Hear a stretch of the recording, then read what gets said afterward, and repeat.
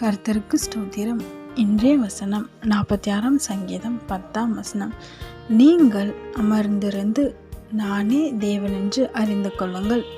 46 சங்கீதம் 10 நீங்கள் அமர்ந்திருந்து நானே தேவனென்று அறிந்து கொள்ளுங்கள்.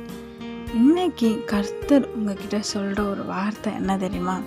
நீங்கள் பொறுமையாக இருந்து கர்த்தர் உங்களுக்காய் செய்கிற காரியம் என்ன என்று அறிந்து கொள்ளுங்க. ஆமென்.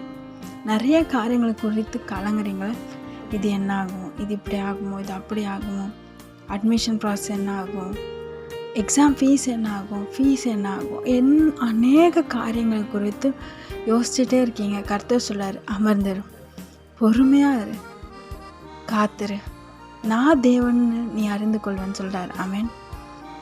உங்களை சுற்றி இருக்கவங்களாம் கேள்வி கேட்குறாங்களா, என்ன ஜெபம் பண்ணுற, ஃபாஸ்டிங் போடுற, ஆனால் எதுவுமே மாறலைன்னு சொல்லி கேட்குறாங்களா? கர்த்தர் சொல்கிறார், பொறுமையாக இரு, நான் தேவன்ற நீ அறிந்து கொள்வேன். நீ மட்டும் இல்லை, உன்னை சுற்றில இருக்கிற எல்லாருமே அறிந்து கொள்வாங்கன்னு சொல்கிறாரு. விசுவாசிக்கிறீங்களா? பயப்படாதீங்க, கலங்காதீங்க. கர்த்தர் உங்களுக்காக யுத்தம் பண்ணுவார். ஆமென். இஸ்ரவேல் ஜனங்கள் அநேகர் எதிர்த்து வந்தாங்க, ஆனால் யாருமே இஸ்ரவேல் ஜனங்களுக்கு முன்பாக நிற்கலை. ஏன்னா கர்த்தர் அவங்களுக்கு துணையாக இருந்தார். கர்த்தர் அவங்களுக்கு முன்பாக சென்றார். கர்த்தர் அவங்களுக்கு யுத்தம் பண்ணார்.